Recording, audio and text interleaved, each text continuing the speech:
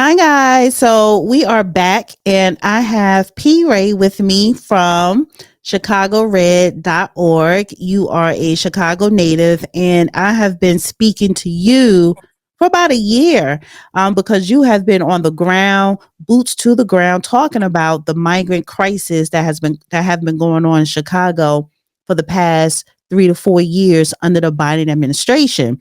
So I've had you come on my platform numerous of times to talk about it. And weekly, I bring you back to give us an update. So please introduce yourself and give us a brief update of the status right now of the migrant crisis in Chicago. So I'm P. Ray of Chicago Red. I am as she said, native Chicagoan, member of the Austin community, proud West Sider, Chicago Public School graduate. I'm a Hamptonian. I'm a member of Alpha Kappa Alpha. I'm the chair of Chicago Red, founder of Chicago Red, hostess of Black Excellence Hour, a show for people with high self-esteem, Sundays at 7 o'clock on the intellectualradio.com YouTube page, as well as Black Excellence Hour on Facebook. And I stream as well on Twitter at Chicago Red P. That's me.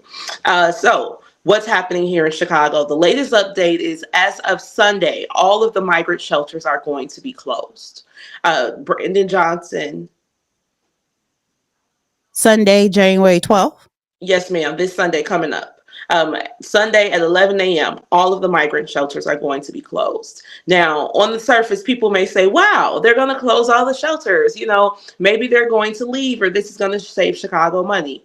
No, friends, this is another trick. What Brandon was successful in doing was combining the shelter system for the Americans with the shelter system for the illegals. Now, it's important to note that the shelters for the illegals already had a higher bed count than the shelters for the American people. And so by combining the two, a couple of things happen. One, now the illegals have more access to beds because they are going to, of course, keep coming to Chicago. Brandon Johnson, Governor Pritzker have both told the illegals around the country, if you're scared, come to Chicago and we're going to protect you. The second thing that it does is it hides them in a way. Because Tom Holman said that as soon as my Donnie takes his hand off that Bible, honey, he's coming right here to Chicago. And we're going to be at the airport with signs saying, welcome, Tom. But it allows them to be mixed in with the American people. So Tom Holman won't be able to go to a specific spot with the trucks and the police and scoop everybody up. Now he has to kind of sift through people. But what it also does is it allows Chicago to beef up the homelessness funding. But this will really be funding to help the illegals, because they're saying that the homelessness in Chicago has surged over the past year, and that's because of the migrant crisis. However, this is just, again, another scam to get them housed, because as I always share with you guys, the Chicago Housing Authority has $1,800,000,000 at this very moment, right now. So if they were really interested in getting people housed, they would just spend the housing money that they currently have. But in order to utilize that money, one must be an American citizen because it's federal money. And so they're trying to come up with all these scams and schemes to get us to pay for the illegals. But hopefully Tom Holman comes here and he's very successful. The people of Chicago are super duper excited for him to get here. Everybody's really willing and ready to help. So keep your eyes on Chicago the month of February, because we are going to be very busy. You actually retweeted this. Just when I said I was going to stop dragging him at Chicago Mayor clowns us, please stop telling people you're from my neighborhood. Austin doesn't produce bullshitters like this. What an embarrassment. So I want to play this clip here. Recent polls show 76% of those surveyed say Chicago would be better off with a different mayor. How do you convince them otherwise? Well, look, the people of Chicago elected me to invest in people. In every single category as it relates to investments, they're up. I actually am humbled that the people of Chicago believe in my administration enough to have greater expectations than any other administration. That's what leadership looks like, and I'm humbled to do it. Why do you say that? Why do you say that there's greater expectations? I don't know where I hear that. Because, yeah. and then the feedback instead is that the polling is poor. So I don't know. how you interpret it that way. Well, because maybe because I'm a middle child. Maybe it's because I'm a Bears fan. By the way, the Bears are undefeated in 2025, so we're off to a great start. Have anything Here's to do what I'm with saying, though. Look, the people of Chicago voted for me to invest in them, and that's exactly what we've done. And I'm going to continue to do that. Recent polls show 76%. All right, so I want to get your take on that. First things first, I blame all of this on Paul Vallis. This is Paul Vallis's fault. Paul Vallis was the guy who ran against him.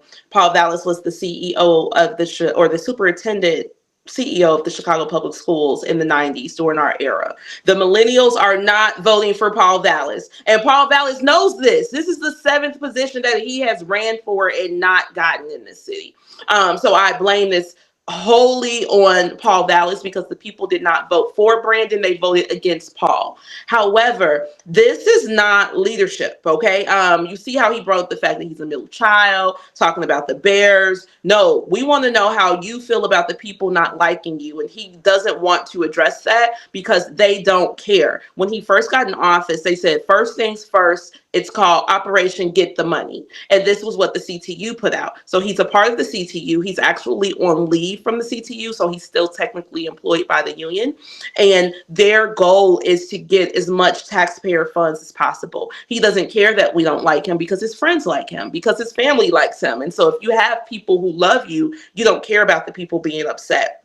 And that's what we're dealing with him. However, he always answers questions like this. It's always, a roundabout kind of joking, let me make a funny kind of way. And it's like, no, sir, we are in the middle of an invasion and we are going bankrupt because you are failing to properly manage this. And it's an embarrassment. So my state rep, Shawn Ford. We actually live on the same block. I live on the 900 block. He lives on the 800 block, or his mother does. But, we all grew up in the same space. He's just introduced a bill today to recall the mayor of the city of Chicago. Now, yes. So this is a big deal. At least for me personally, because LaShawn is somebody that I've known my whole life. Okay. And so this is also someone who has politically mentored me. So for him to have heard me and actually gone and tried to make some legislative change is a big deal for Chicago Red. That's the first thing. So not just me, but everybody that's been in this movement with our 10 toes down, because a lot of times you feel like you're doing this and it's not working, but they hear us. They heard us, and now this bill is going to move through the State House. Brandon Johnson has an issue right now with the State House. He thought that he was going to go down there and kind of push them around and bend them to his will. It's not working, and now they're going to get rid of him. So count it all joy. If this bill passes, we'll be able to really get rid of this mayor. He wasn't primetime ready. I don't even think he expected to win. It was surprising for everybody. He won 0 black wards in the, first round of voting. But he won the progressive white vote on the north side and then was put in the regular race against Paul Vallis, and that's how he won. So we're going to start over. I don't know who that next person is going to be, but we can't continue with this type of clownery. I mean, it's straight clownery. I could see if he was like mumbling over his words or trying to figure something out, but he is showing out. And we are not in a position to show out right now as Americans, especially not here in the city. Again, when we're in the middle of an invasion, it's snow outside and it's lots of illegal immigrants outside, literally trying to figure out what to do. And he's not trying to protect the American citizens. I want to bring in the governor of Illinois now, because he has some choice words about the mayor as well. Pushing back against criticism from Governor Pritzker as both politicians gear up for a long spring session at the State House. WGN political reporter Tamon Bradley here with the latest back and forth. Hey, Tamon. Hey, Micah. Hey, Ray. From Chicago to Springfield, political observers have been chewing on Governor Pritzker's not-so-subtle jab at fellow Democrat Mayor Johnson. It comes as the new General Assembly gets underway in Springfield. 24 hours after Governor J.B. Pritzker blasted Chicago Mayor Brandon Johnson for having poor relationships in Springfield, Johnson responded. I have personal relationships with individuals who are friends of mine, which quite frankly go far deeper than a political office. This afternoon on the South Side, Johnson was asked to respond to these comments made by Pritzker. They don't reach out very often, and it seems like they don't have good relationships in Springfield. Johnson's rebuttal, he's close to Springfield power brokers, Senate President Don Harmon, who hired him on his staff years ago, and House Speaker Emanuel Chris Welch. Senate President Don Harmon, I would trust with my children. In fact, I've actually done that. The Speaker of the House, I've trusted my children, with these individuals. So, this ideal of my relationships in Springfield, I will just say that they predate my time as mayor. And yes, we're going to continue to work hard to ensure that the people of Chicago and our interests are protected. Despite these personal ties, the mayor has so far failed to secure funding for a new Bears lakefront stadium and collect on the $1 billion he says the state owes Chicago Public Schools. The political dust-up comes as the 104th General Assembly begins its work. Their swearing in today in Springfield kicks off the start of a 2-year stretch of great political intrigue. Lawmakers are facing a projected budget deficit, raising questions about whether they'll need to make cuts or raise the state's income tax. We have a gap that we need to fill or that we need to manage in order to have a balanced budget. As they plug the hole, Springfield's fielding requests for additional funding from various municipalities. The biggest one, Chicago. Chicago is hugely important to the state, hugely important to the state's economy.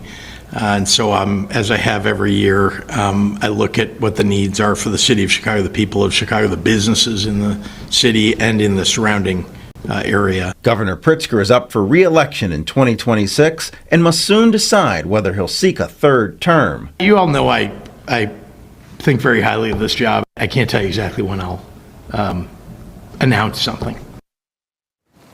The governor points out August is when candidates can begin collecting petition signatures ahead of the March 2026 primary. All right, so what are your thoughts on that, on the relationship with the Chicago mayor, with Springfield, and with the governor of Illinois? Well, he might have those relationships. Chris Welch is from the West Side. Don Harmon is from the West Side. The West Side people generally stick together. So yes, there is some truth in that. However, Shawn Ford is also from the West Side. Like I said, same block as P. Ray. And he said he has to go. See, a lot of times we look at these personal relationships and we say, okay, I used to work in so-and-so's office. I know blah, blah, blah, and they're going to help me. It's not about those relationships. Once again, Brandon is bringing up his children, bringing up his family, trying to soften this image and make it seem like they're this big, happy, collective family, when in fact, that's not what's happening.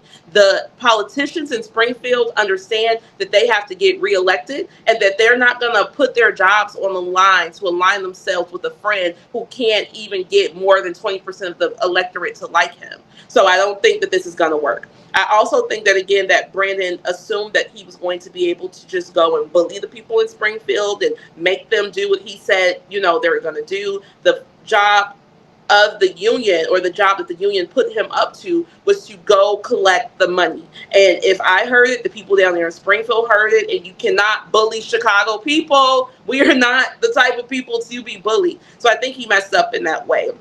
And we're going to see how strong his relationship is in Springfield when it comes down to getting this bill passed to recall him. If they pass that bill, then he'll really see what friends he has. Well, one more thing before we end. I want to bring up Joe Biden, because you mentioned to me, well, listen, let me go back for a minute. Billions of dollars, you might as well say $1 billion by now, has been spent on the illegal migrants in Chicago, in that whole state of Illinois, specifically Chicago, under the Biden administration. Now we have a new administration coming in on January the 20th, and it's a no nonsense with these illegals, right? However, billion on illegal migrants, zero for the Chicagoans or the people of Illinois. Until recently, you mentioned to me Joe Biden did allocate some money, finally, to actual American citizens in Chicago. Can you tell us about that? Sure. So 2 summers ago, On the day of the NASCAR race, there was a really bad storm here in Chicago, and all of the all of the water somehow got pushed to the west side of Chicago. Now, we can go into the conspiracies on why the west side got flooded, but we were flooded. It was so much water here on the west side of Chicago that the sewer covers popped into the air and water was gushing out of the ground. I personally had about 3 to 4 feet of water in my basement. The people here on the west side, like myself, we've all been in these houses for generations. So when you have a basement flooded, you lose heirlooms, you lose your pictures, your records. You may have, like, I have my uncle living in the basement, so my uncle lost all of his stuff. And so it really set the whole neighborhood back. And that was actually the trigger that started the people to turn against Brandon Johnson, because they felt that he should have been more in the front of this issue as one of our neighbors. So FEMA was very slow, even like down in North Carolina right now, they are still intense. So FEMA was slow. We kind of pulled our twos and fews together, bought masks, bought overalls, went and mucked out people's basement, did the mold abatement for ourselves to help ourselves, because again, these are family homes. Well, friends, day before yesterday, Jim Crow Joe, President Joe Biden sent $426 million to the city of Chicago to help us with flooding issues. Now, why did Chicago get almost $500 million of flood and climate money? Well, this is what I believe, just based on the people who were there. Congressman Danny Davis was there. He was the only member of Congress there. He's our West Side congressman, which means that they sent that money to the West Side of Chicago, but it's going to be partaged through HUD. They could see that the Democratic Party lost 753,000 voters left the Democratic Party compared to 2020 to 2024. Donald Trump only lost the state of Illinois by 247,000 votes. That's not a lot of people, especially in a very blue town. And so now I believe that they're trying to buy the people back. They're trying to say, wait a minute, we are also going to take care of you, Black people and Hispanic people on the West Side. Here's some money before we go. Don't forget about us. And I was telling them jokingly at this event, because I was there too, taking the picture with the big check, that y'all should be thanking Chicago Red. Y'all need to be thanking us.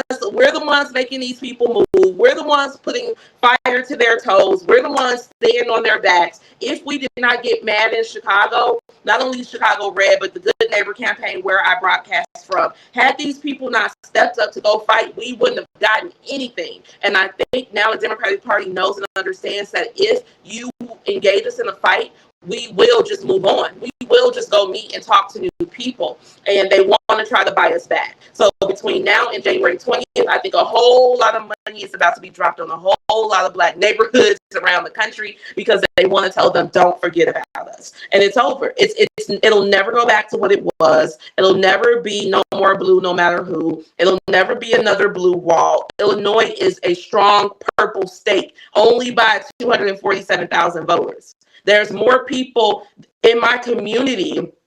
We have 120,000 people. That's just my whole neighborhood.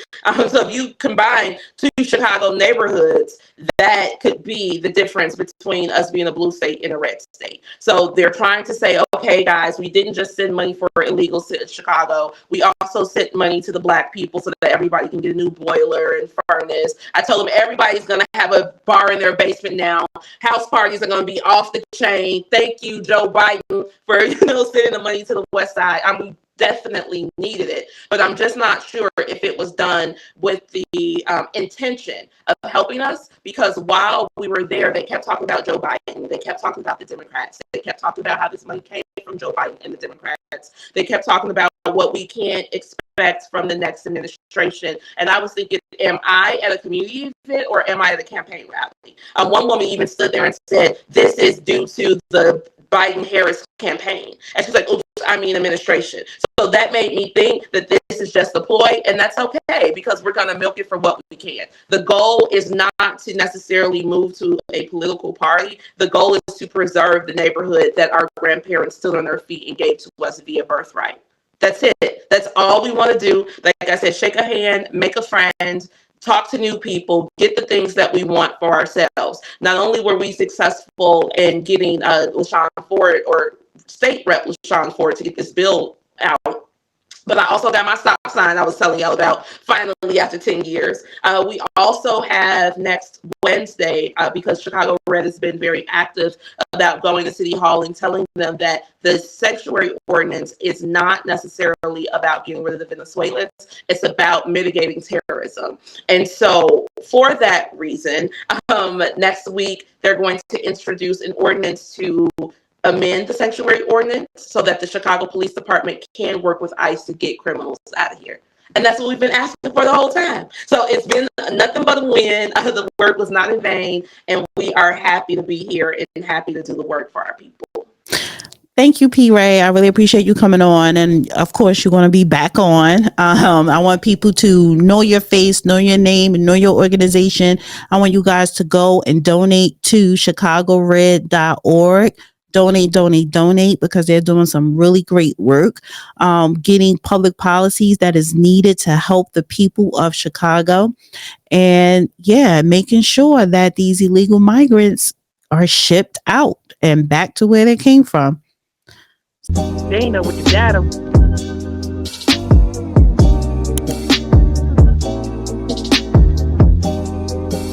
Dana with the data.